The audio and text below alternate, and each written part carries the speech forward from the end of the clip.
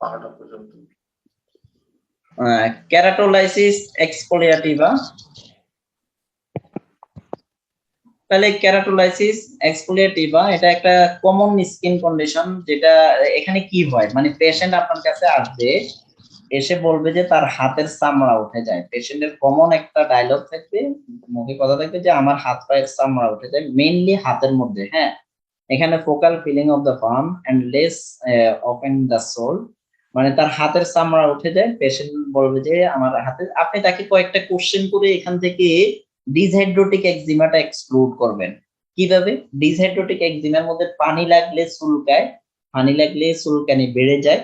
Even আপনি hand eczema থেকে exclude করবেন যে হাতের চামড়া উঠে, ঠিক আছে, আপনার এখানে কি মানে জ্বালা পোড়া করে, জ্বালা পোড়া করতে পারে, মানে চুলকানি আছে কিনা এটা একটু জিজ্ঞেস করবেন। পেশেন্ট বলবে যে না আমার খুব একটা চুলকানিও নাই, ইয়া নাই, কিন্তু হাতের এভাবে চামড়া উঠে যাচ্ছে আর হাতটা শুকনা থাকে, প্রচন্ড শুকনা থাকে, এভাবে পেশেন্ট আপনার কাছে কমপ্লেইনটা করবে। তো কেরাটোলাইসিস এক্সফোলিয়েটিভা এটাকে মানে ল্যামেলার ডিসহাইড্রোসিসও বলা হয়, ফোকাল পামার পিলিংও বলা হয়, পিলিং।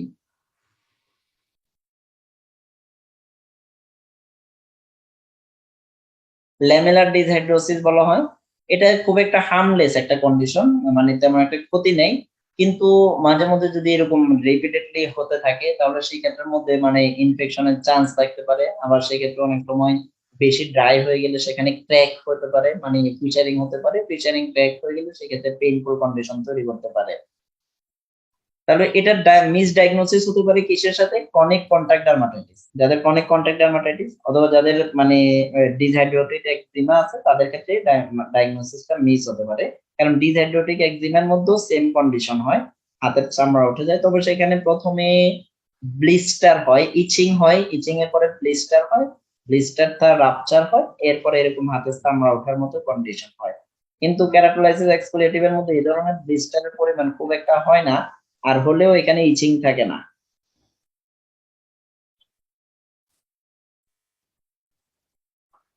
তাহলে ক্যারেক্টারাইজ এটার কি বৈশিষ্ট্য রয়েছে? Dry skin and superficial air filled blister, this blister can be peeled off very easily and leave ready standard area. তো এখানের মধ্যে মানে যে ব্লিস্টার যেগুলো হয় ওই ব্লিস্টার গুলোর মধ্যে দেখা যাচ্ছে যে ব্লিস্টার মধ্যে ফ্লুইড কন্টেইনিং ব্লিস্টার থাকে না, অনেক সময় ব্লিস্টার থাকে, ব্লিস্টারের মধ্যে এয়ার থাকে। সিমটমসটা কি? এটার মধ্যে খুব একটা অনেক ক্ষেত্রে এটা অ্যাসিম্পটোমেটিক, মেইনলি এটা অ্যাসিম্পটোমেটিক থাকে, এমনি হাত পায়ের চামড়া ওঠে। কিন্তু যদি এখানের মধ্যে মানে খাবারের সময় একটা কমপ্লেন পেশেন্ট করবে যে মরিচ লাগলে জ্বালা পোড়া করে, অথবা মানে তার খাবার ধরলে কোনো কিছু ধরলে হাত ভিজালে একটু জ্বালা পোড়া করতে পারে, ইচিং এর কমপ্লেনটা খুব একটা করে না।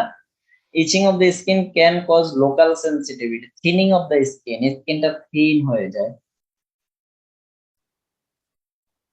এই যে এরকম একটা কন্ডিশন নিয়ে পেশেন্ট আসবে আপনার কাছে। এখন ডিসহাইড্রোটিক একজিমার মধ্যে এখানে ছোট ছোট অনেক ব্লিস্টার পেতেন, অনেক ইচিং সেন্সেশন থাকতো, অনেক কিছু থাকতো, কিন্তু এখানে ওই ধরনের কিছুই নেই। যে হাতের মধ্যে এরকম একটা অবস্থা, ল্যামেলার ডিসহাইড্রোসিস। এটা ওয়ার্ম, মানে যাদের পেশেন্টের সোয়েটিং যাদের খুব বেশি হয় তাদের ক্ষেত্রে এমন হয়, মানে এটা ওয়ার্ম সিজন, মানে সাথে সিজনাল একটু ভেরিয়েশন আছে, গরমকালে একটু বেশি হবে, সামারে একটু বেশি হবে। যে এরকম একটা কন্ডিশন তৈরি হয়ে যায়।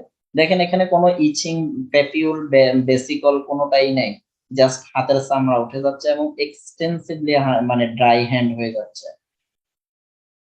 ক্যাটালাইসিস এক্সফোলিয়েটিভা, তাহলে ক্যাটালাইসিস এক্সফোলিয়েটিভার মধ্যে কি হবে?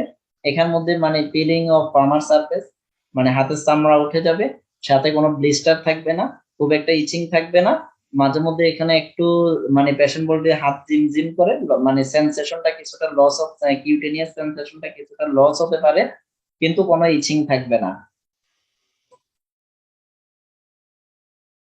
তাহলে ওয়ার্ম ওয়েদারের এটা হচ্ছে মেইন কজটা হচ্ছে ওয়ার্ম ওয়েদার। ওয়ার্ম ওয়েদারের কারণে হয়, কেন হয়? ডিউ টু এক্সেসিভ সোয়েটিং, অনেক বেশি সোয়েটিং এর কারণে এমন হয়। Sweating and friction, for example যারা athletics so the skin can start to exfoliate. আর কি কি কারণে হতে পারে? এই যে এখানে একটা কথা বলেছে, সল ওয়াটার ফিশারম্যান, লোনা পানিতে যারা কাজ করে তাদের ক্ষেত্রে এমন হতে পারে।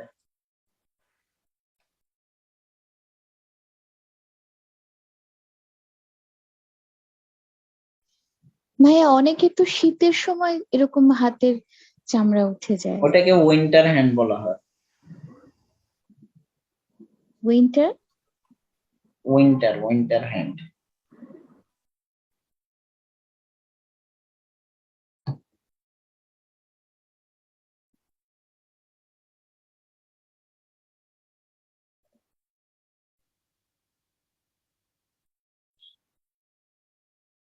তাহলে আমরা ট্রিটমেন্টের মধ্যে কি কি করব? অ্যাভয়েড ট্রিগারিং ফ্যাক্টর, এরপর হচ্ছে ময়েশ্চারাইজার দেওয়া হবে, ভ্যাসলিন অর এমোলিয়েন্ট, আর ইউরিয়া আর ল্যাকটিক অ্যাসিড কন্টেইনিং ক্রিম। তো ইউরিয়া কন্টেইনিং ক্রিমও পাওয়া যায়, ল্যাকটিক অ্যাসিড কন্টেইনিং ক্রিমটার অনেক দাম, ল্যাকটিক এয়ার নামে পাওয়া যায়। আমরা এখানে ইউরিয়াটা দেখলাম, নরমালি ভ্যাসলিন দিলে ভালো হয়ে যায়।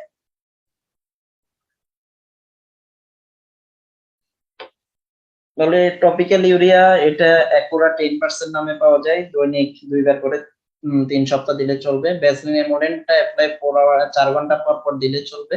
আর প্লেন্টি অফ ফ্লুইড ইনটেক আর ওয়ার্ম এনভায়রনমেন্টটা অ্যাভয়েড করে চলবে।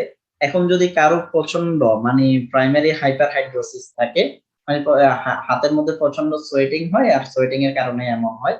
এখন সোয়েটিং এর যদি সেকেন্ডারি কজ কোনো জানা না যায়, যেমন থাইরোটক্সিকোসিস বা অন্য কোনো জিনিস জানা না যায়, তখন তাকে কিন্তু প্রাইমারি হাইপারহাইড্রোসিস প্রিভেন্ট করার জন্য ট্রিটমেন্ট দিতে হবে। ওটার জন্য ট্যাবলেট প্রোকাইন দেওয়া যেতে পারে, প্রোকাইন 15 মিলিগ্রাম। ওটা প্রোপানথেলিন ব্রোমাইড নামে, প্রোপানথেলিন ব্রোমাইড জেনেরিক প্রোকাইন নামে পাওয়া যায়। দৈনিক 3 বার করে দিবে। ওটা 3 বার করে 4 উইকস এর জন্য দিয়ে দিবে। সেই ক্ষেত্রে সোয়েটিংটা কন্ট্রোলে আসবে, সোয়েটিং কন্ট্রোলে আসলে এটাও কন্ট্রোলে চলে আসবে। ভাইয়া ওই প্রোকাইন বানানটা PROKINT? KIND। Thank you. অ্যাকুরার দামটা কেমন? এটার দাম 30 টাকা। আর ল্যাকটিক এয়ার একটা আছে, ল্যাকটিক অ্যাসিড কন্টেন্ট যেটা, ওটা মনে হয় দাম 450 টাকার মতো। একটু আপনারা মনে রাখেন, মনে রাখার জন্য ওটাতে ল্যাকটিক অ্যাসিড থাকে, ল্যাকটিক অ্যাসিড কন্টেন্টের দাম হচ্ছে ল্যাকটিক এয়ার।